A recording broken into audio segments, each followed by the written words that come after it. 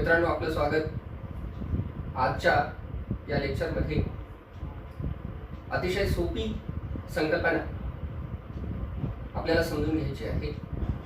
ती संकल्पना आहे ऑगस्ट कॉम्टची, म्हणजे प्रत्यक्षवाद. प्रत्यक्षवादाची संकल्पना आज आपण जाणून घेऊ, समजून घेऊ. इंग्रजीमध्ये त्याला पॉझिटिव्हिजम असं आपण म्हणतो. मित्रांनो, हा शब्द व्यवहारात आपण फार कमी ऐकलेला आहे. नेहमी नेहमी हा शब्द आपल्या कानावर येत नाही.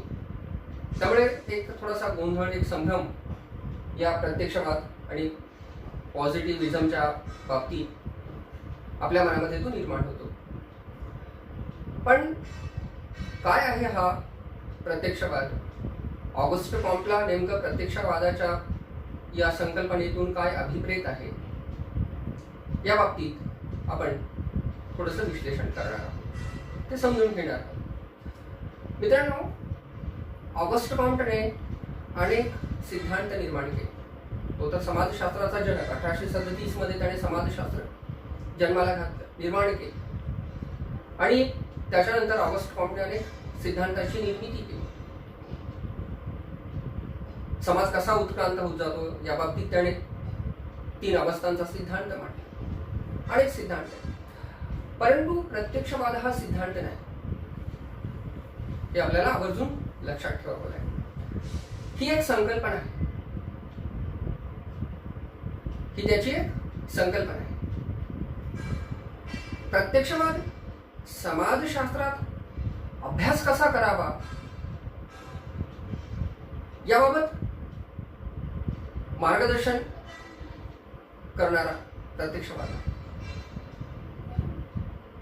समाजशास्त्रात येणारी अध्ययन सामुग्री कशी असावी हे आपल्याला प्रत्यक्षवादातून समजतं. प्रत्यक्षवाद नावाच्या संकल्पनेतून आपल्याला समजतं. प्रत्यक्षवाद, ज्याला सोप्या भाषेमध्ये आपण विज्ञानवाद असं म्हणू, आणि त्याहीपेक्षा सोप्या भाषेमध्ये प्रत्यक्षवादी विचार, शास्त्रीय विचार असंही आपण म्हणू शकतो. प्रत्यक्षवाद ऑगस्ट कॉम्टसाठी एक साधनही आहे. काय साधन आहे? प्रत्यक्षवादाच्या सहाय्याने आपल्याला समाजाची पुनर्निर्मितीही करता येते. समाजामध्ये बुद्धिवाद रुजविता येतो. समाजामधून खुळचट कल्पना काढून टाकता येतात. अतार्किक, अशास्त्रीय विचार पूर्णपणे संपुष्टात आणता येतात. त्याच्या ऐवजी शास्त्रीय विचार समाजामध्ये रुजविता येतात. याचाच अर्थ प्रत्यक्षवाद आहे. प्रत्यक्षवाद याचा एक सारांश रूपात अर्थ आपल्याला असा सांगता येईल की प्रत्यक्षवाद म्हणजे सदसद विवेक बुद्धी आणि सदसद विवेक बुद्धी जागरूक करणारा, जागरूक करणार ते एक माध्यम आहे. हे आपण प्रत्यक्षवादाच्या बाबतीत म्हणू शकतो. मित्रांनो, पण तरी सुद्धा आपल्याला थोडंसं खोलात जाऊन प्रत्यक्षवादाच्या या संकल्पनेला समजून घ्यावं लागेल. मित्रांनो, ऑगस्ट कॉम्टला असं 1837 आणि त्या काळात म्हणजे 19व्या शतकातच प्रत्यक्षवादाची संकल्पना का सुचली, त्याच्या अगोदर प्रत्यक्षवाद होता का, हाही प्रश्न आपल्या समोर आहे.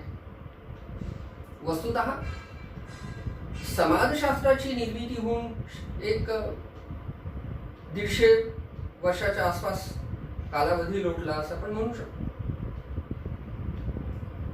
पण समाजाचं अस्तित्व हे हजारो वर्ष आणि त्याही पेक्षा जुन्या कालावधीपासून ते टिकून आहे. मग भारतीय समाजाचे असेल आणि जगातल्या इतर समाजांचं ही अस्तित्व फार हजारो वर्षापासून, अगदी आदिम काळापासून मानव प्रगत होत होता आजपर्यंत आले. पण या समाजामध्ये आपल्याला थोडासा खोलात जाऊन विचार केला तर कुठे शास्त्रीय विचार आणि शास्त्रीय विचारांची बैठक होती असं आढळत नाही. जगातल्या कोणत्याही पारंपरिक समाजात प्रत्येक समाजामध्ये थोड्या कमी अधिक प्रमाणात जे विचार होते ते विचार हे अशास्त्रीय, हे दैववादी, त्यांना कुठे विज्ञानाचा आधार होता असं म्हणता येईल. काहीशी अंधश्रद्धाही त्यामध्ये होती. जसं भारतीय समाजामध्ये आपण अनुभवलेलं आहे, हजारो वर्षांपासून त्या जाती व्यवस्था आहे, या अतार्किक आहे. कुठेही तर्काच्या आधारे आपल्याला त्याचं विश्लेषण करता येईल,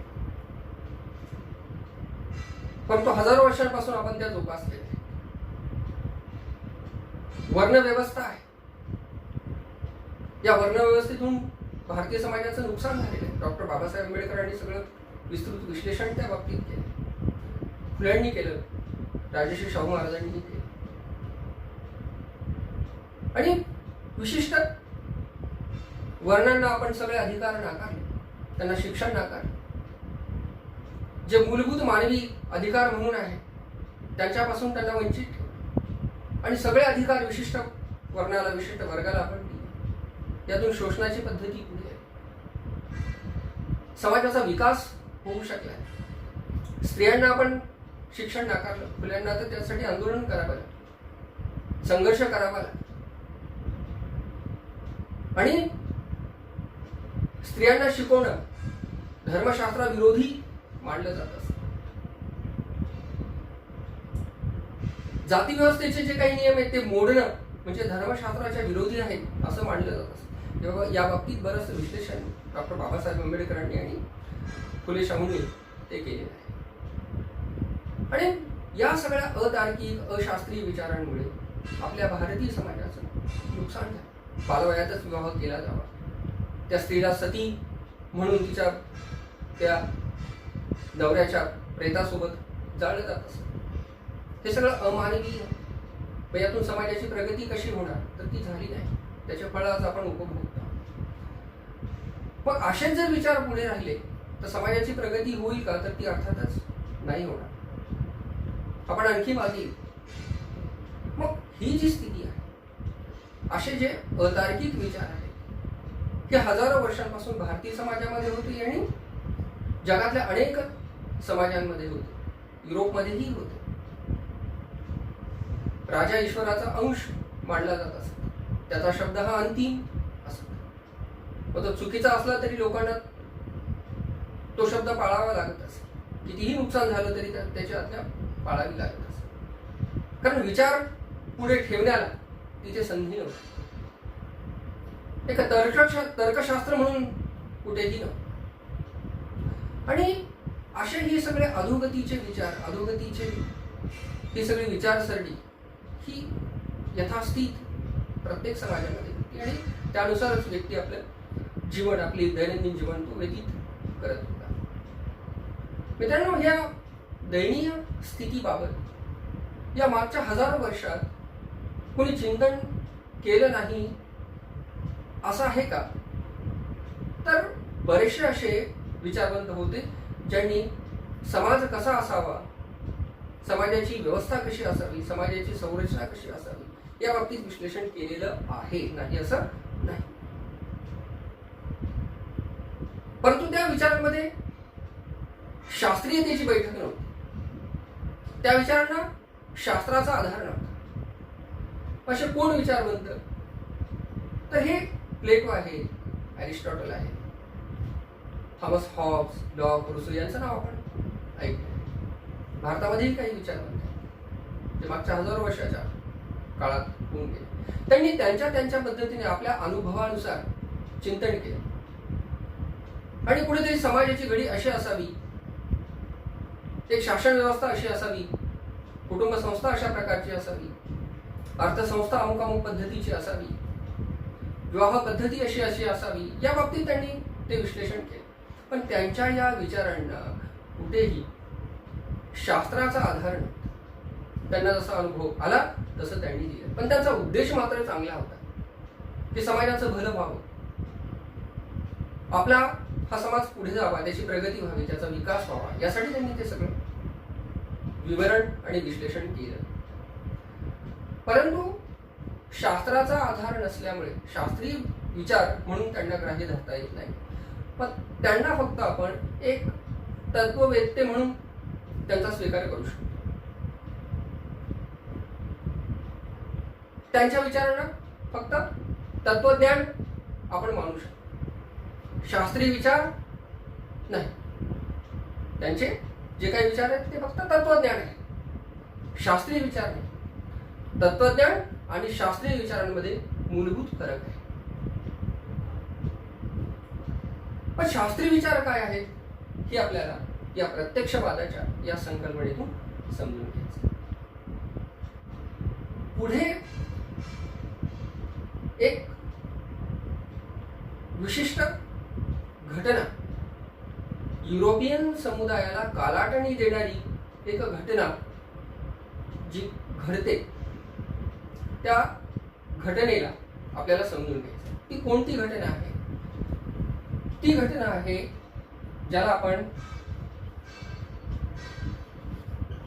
प्रबोधन युग असे म्हणतो. परंपरागत समाजाला आणि समाज व्यवस्थेला हादरा देणारी ही घटना आहे. हा प्रबोधन काळ आहे, हे प्रबोधन युग आहे. तो प्रबोधन काळ रेणासा ज्याला आपण म्हणतो, एनलाइटमेंट पिरियड ज्याला आपण म्हणतो. काय आहे प्रबोधन युग? काय आहे प्रबोधन काळ? असं प्रबोधन काळ तर आपल्याला माहिती आहे 17व्या-18व्या शतकामध्ये प्रथमतः युरोपमध्ये अनेक वैज्ञानिक शोध लागतात, अनेक वैज्ञानिक शोध लागतात, अनेक शास्त्रज्ञ, अनेक सायंटिस्ट पुढे आले. त्यांनी नैसर्गिक शास्त्रांमध्ये शोध संशोधने घडवून आणली. नैसर्गिक शास्त्र म्हणजे कोणती? तर जीवशास्त्र, भौतिकशास्त्र, रसायनशास्त्र, खगोलशास्त्र यासारखी शास्त्र, या भूतलावरच्या भौतिक घटना घडामोडींचा ज्यामध्ये अभ्यास होतो त्यांना आपण नैसर्गिक शास्त्रे असं आपण म्हणतो. अनेक शोध संशोधने या शास्त्रज्ञांनी लावली. तुम्हाला माहिती आहे की त्याच काळात वाफेच्या शक्तीचा शोध लागला, टेलिफोनचा शोध लागला, मुद्रण कलेचा शोध लागला, आणखी काही बरेचसे शोध आहेत. आईन्स्टाईन त्या काळात 20व्या शतकाच्या सुरुवातीला, 19व्या शतकाच्या शेवटी 20व्या शतकाच्या सुरुवातीला आईन्स्टाईनचा काळ आहे. त्यापूर्वी न्यूटनने गतिविषयक नियम शोधून काढले. अशा अनेक शास्त्रज्ञांची नावं आपल्याला घेता येतील. यांनी आपल्या बुद्धीच्या जोरावर या निसर्गातल्या ज्या घटना घडामोडी यांचं विश्लेषण केलं, अनालिसिस केलं, आणि या घटना का घडतात, त्यांच्या पाठीमागे काय लॉ आहे, काय नियम आहे, काय सिद्धांत आहे ते शोधून काढले. आणि त्याचा प्रत्यक्ष उपयोग आपल्या व्यवहारात झाला. वाफेची शक्ती आहे, टेलिफोनचा शोध लागला, विजेचा शोध लागला वगैरे, मोटार गाड्या अस्तित्वात आल्या, रेल्वे धावू लागल्या, उद्योगधंदे वाढायला लागले, उद्योगधंद्यांमध्ये प्रचंड प्रमाणात उत्पादन व्हायला लागले. या सगळ्यात प्रबोधन युग आहे. त्याचा परिणाम समाजावर व्हायला सुरुवात झाली. दळणवळण वाढलं, दळणवळणाची साधनं अस्तित्वात आली. औद्योगिकरणामुळे, औद्योगिकरणाच्या प्रक्रियेने वेग घेतल्यामुळे शहरीकरण अस्तित्वात आलं. शहर वसायला सुरुवात झाली. या शहरामध्ये ग्रामीण भागातून लोक स्थलांतरित होऊ लागले. शहरात नवीन वर्गांचा उदय व्हायला सुरुवात झाली. कामगार वर्ग अस्तित्वात आला, भांडवलदारांचा वर्ग अस्तित्वात आला, झोपडपट्ट्यांची निर्मिती झाली. जुनी समाज व्यवस्था, त्या समाज व्यवस्थेला हादरे बसायला सुरुवात झाली. जुन्या प्रथा परंपरा कालबाह्य व्हायला लागल्या, त्यांच्यापुढे आव्हानं उभी राहिली. नवीन भूमिका, नवीन दर्जे निर्माण झाले. अर्थव्यवस्था गतिमान झाली. कृषी व्यवस्था कुठेतरी बॅकफूटवर आली, ती मागे पडली. पैशाला महत्व वाढलं. नवीन सामाजिक समस्या निर्माण झाल्या. गुन्हेगारी आली, लोक आत्महत्या करायला लागले. पर्यावरणाची समस्या निर्माण व्हायला लागली. अशा अनेक घटना घडामोडी समाजामध्ये घडून आल्या. जुनी समाज व्यवस्था, जुनी समाज संरचना, जुनी संस्कृती, जुन्या प्रथा परंपरा या हळूहळू कालबाह्य व्हायला लागल्या. नवीन प्रथा परंपरा, नवीन विचार, आधुनिक विचार पुढे यायला लागले. आणि हा एक अतिशय एक परिवर्तनाचा प्रचंड संक्रमण काळ तो होता. समाज काय होता आणि काही एका शतकातच 50-60 वर्षातच तो एक वेगळा आधुनिक समाज अस्तित्वात यायला सुरुवात झालेली होती. आणि हा काळ होता 19वे शतक. आणि त्या काळातच ऑगस्ट कॉम्ट जन्माला येतो आणि त्याने समाजशास्त्र नावाचं शास्त्र त्याच काळात निर्माण केलं. त्याला का असं वाटलं की आजच्या काळामध्ये एक असं शास्त्र पाहिजे की ज्याची गरज आहे आज, असं त्याला का वाटलं? त्याचं कारण असं की ही सगळी जी नवीन समाज व्यवस्था अस्तित्वात आलेली होती, जो आधुनिक समाज अस्तित्वात आलेला होता, जो या प्रबोधन युगाचा फलित होता, जो प्रचंड संक्रमण काळ होता, आणि या अशा प्रचंड वेगाने बदलणाऱ्या समाजाचा अभ्यास करणारं एक स्ट्रॉंग शास्त्र, एक मजबूत शास्त्र पाहिजे होतं. त्या काळी असा समाजाचा व्यापक रूपात अभ्यास करणारे शास्त्र नव्हतं. ते ऑगस्ट कॉम्टला माहीत होतं. आणि म्हणून या समाजाचा शास्त्रीय पद्धतीने अभ्यास करण्यासाठी एक शास्त्र ऑगस्ट कॉम्टने 1837ला ते निर्माण केलं. आणि तिथून पुढे या सगळ्या सामाजिक घटना घडामोडींचा शास्त्रीय पद्धतीने अभ्यास व्हायला सुरुवात झाली. समाजाचा शास्त्रीय पद्धतीने अभ्यास करणं म्हणजे नेमकं काय? तर समाजाचा शास्त्रीय पद्धतीने अभ्यास करणं म्हणजेच प्रत्यक्षवाद. म्हणजे कसं की ऑगस्ट कॉम्ट त्याचं असं ठाम मत आहे की समाजामध्ये ज्या काही घटना घडामोडी घडतात त्यांचं विश्लेषण शास्त्रीय पद्धतीने व्हावं. म्हणजे या घटना, सामाजिक घटना घडामोडी समजून घेताना तिथे प्रत्यक्षवादी विचारांच्या आधारे त्या समजून घ्याव्या. जुन्या एक अतार्किक विचारांच्या आधारे या घटना समजून घेता कामा नये. असं झालं तर समाजाचं नुकसानच होऊन जाईल. म्हणजेच प्रत्यक्षवादाच्या आधारे या घटनांना समजून घेणं असं त्याचं मत. मग प्रत्यक्षवाद म्हणजे काय? तर इथे थोडंसं स्पष्ट व्हायला आपल्याला लागतं की प्रत्यक्षवाद म्हणजे कुठेतरी समाजाचं जे काही चिंतन आहे त्या चिंतनामध्ये शास्त्रीयता असावी असा मूळ गाभा प्रत्यक्षवादाचा आहे. समाजात घडणाऱ्या घटना घडामोडी यांना दैववादाच्या आधारे, अतार्किक विचारांच्या आधारे समजून न घेता त्या तार्किक शास्त्रीय विचारांच्या आधारे समजून घेणं म्हणजे प्रत्यक्षवाद आहे.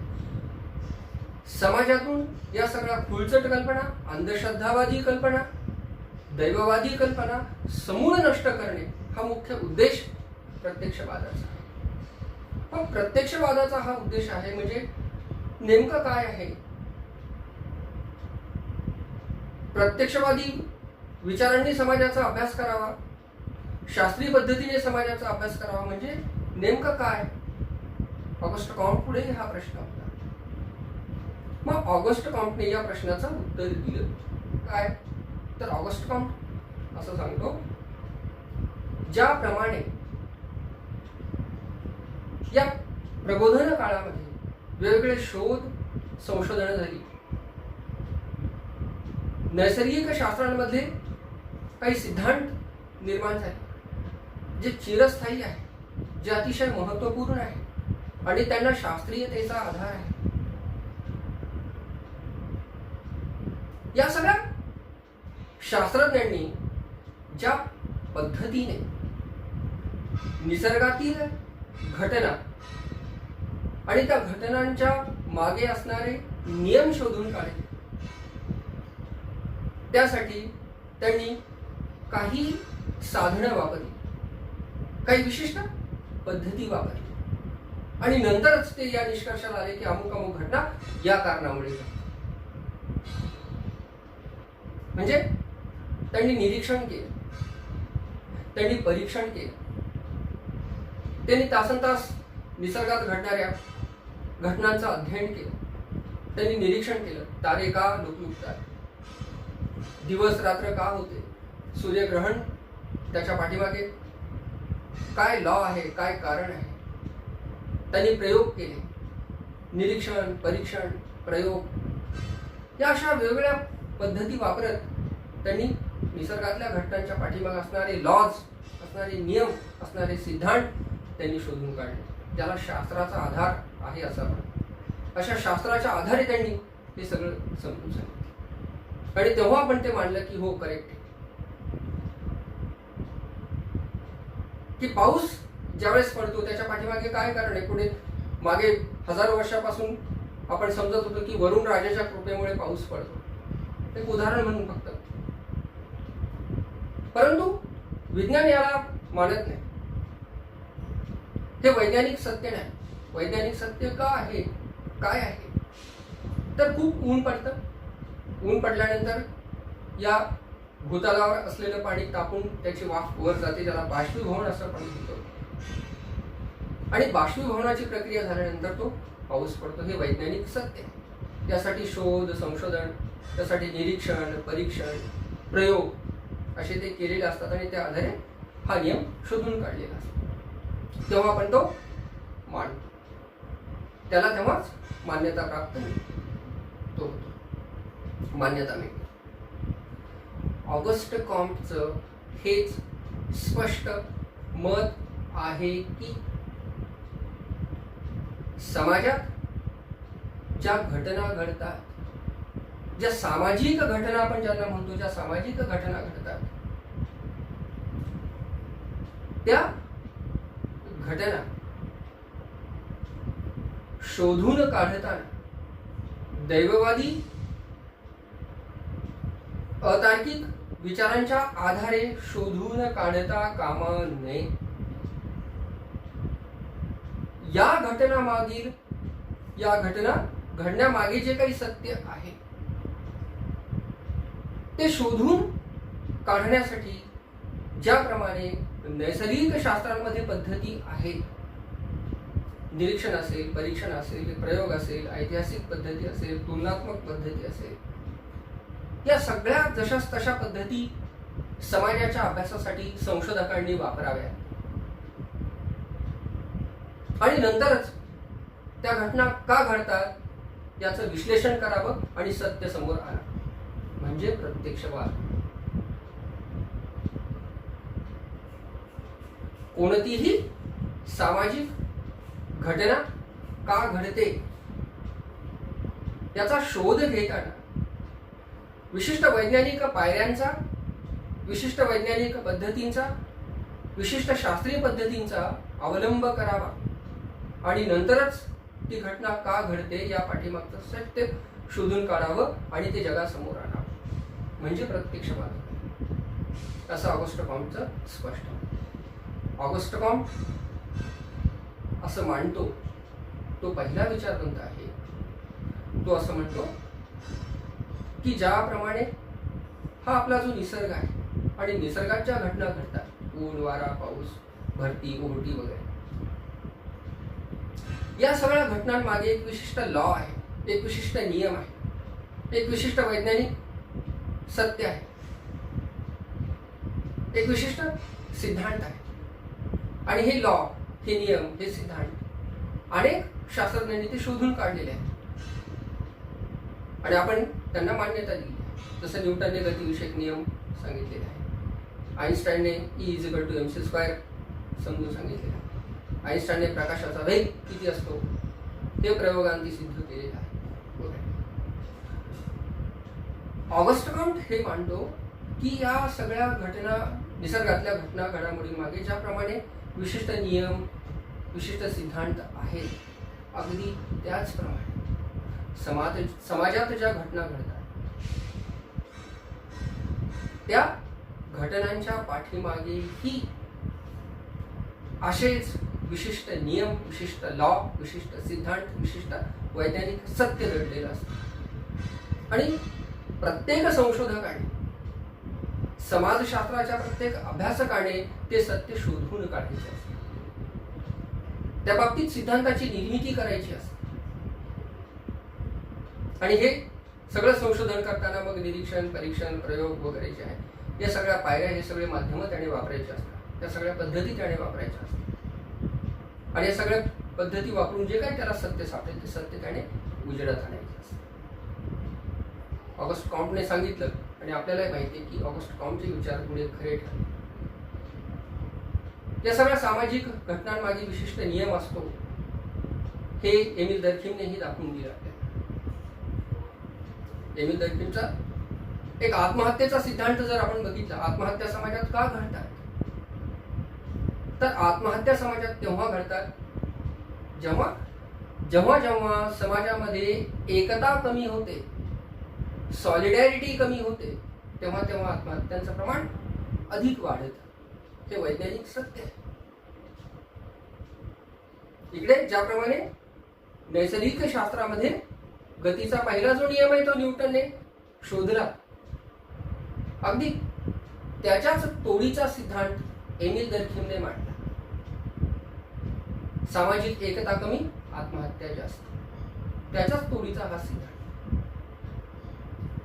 एवढंच नव्हे तर ऑगस्ट कॉम्ट आणि त्याने जे विचार प्रत्यक्षवादाच्या बाबतीत मांडले ते विचार पुढे कार्ल मार्क्सनेही सत्य ठरवले. कार्ल मार्क्स असं म्हणतो की समाजात बदल कधी घडतो, जेव्हा जेव्हा दोन वर्गात संघर्ष होतो तेव्हा तेव्हा समाजात परिवर्तन घडू. एमिल दर्खिमने आणखी एक दुसरा सिद्धांत मांडला. समाजातलं आणखी एक सत्य त्याने शोधून काढलं. कोणतं? तो असं सांगतो की समाजामध्ये जेव्हा जेव्हा लोकसंख्यामध्ये वाढ होते, जसजशी लोकसंख्या वाढत जाईल तसतसं समाजामध्ये श्रम विभाजन वाढत जातं.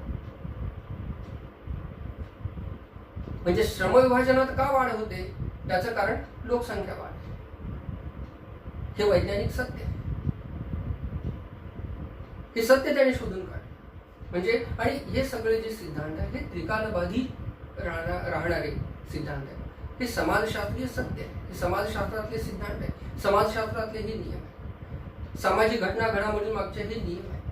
अशा हजारो असंख्य नियम आहेत. गरज आहे या सगळ्या नियमांना शोधून काढण्याची. आणि मग हे सगळं जे सिद्धांत, जे नियम, जे विश्लेषण, जे संशोधनातून पुढे येणार आहे सामाजिक घटना घडामोडींच्या अभ्यासाचं, या सगळ्या एकूण लिखाणामुळे, एकूण या विचारांमुळे समाजात एक शास्त्रीय विचार रुजायला मदत होईल. जुन्या खुळचट कल्पना आपोआप नष्ट होतील, लोक विज्ञानवादी बनतील. समाजशास्त्राचा अभ्यास जितका प्रगल्भ होईल, समाजशास्त्राचा अभ्यास जितका व्यापक होईल, जितका तो रॅपिडली होईल, जितका तो खूप वेगाने पुढे जाईल, तो अभ्यास जितक्या वेगाने पुढे जाईल तितक्याच वेगाने समाजाचं जे चिंतन आहे त्या चिंतनाला शास्त्रीय आधार प्राप्त होईल. लोक जुन्या खुळचट कल्पनांच्या आधारे समाजाचं विश्लेषण करणार, लोक शास्त्रीय पद्धतीने करू लागतील. एक बुद्धिवाद रुजण्यास मदत होईल. आणि याचा एकूण फायदा असा होईल की समाजामध्ये कोणताही वर्ग उपेक्षित राहणार नाही. कुणी श्रेष्ठ कुणी कनिष्ठ राहणार नाही. कुणाचंही नुकसान होणार नाही. कुणीही विषमतेला बळी पडणार नाही. सर्वांना एक आनंदीमय जीवन जगता येईल. प्रत्येक व्यक्तीला एक आपल्या पद्धतीने आयुष्य जगता येईल. त्याचं कल्याण त्यातून साधलं जाणार आहे. असा दूरदृष्टिकोन ऑगस्ट कॉम्टचा आहे प्रत्यक्षवाद. आणि प्रत्यक्षवाद हाच समाजशास्त्राचा एक आधार आहे, पाया आहे असे आपण म्हणू शकतो. मित्रांनो, हा आहे प्रत्यक्षवाद. हा अतिशय तुम्हाला थोडक्यात मी समजून सांगितला, परंतु तरी देखील सारांश रूपामध्ये प्रत्यक्षवाद काय आहे त्याचे काही ठळक मुद्दे आपल्याला शेवटी पाहता येईल.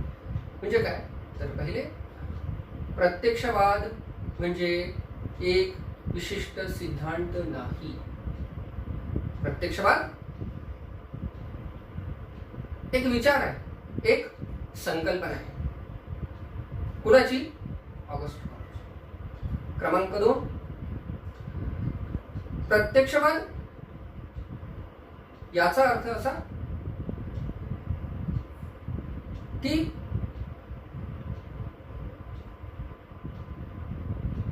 प्रत्यक्षवाद म्हणजे एक शास्त्रीय विचार. प्रत्यक्षवाद म्हणजे वैज्ञानिक विचार. क्रमांक 3, प्रत्यक्षवाद सामाजिक घटना घडामोडींचे अध्ययन कसे व्हावे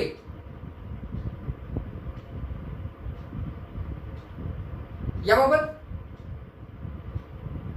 मार्गदर्शन पण आहे.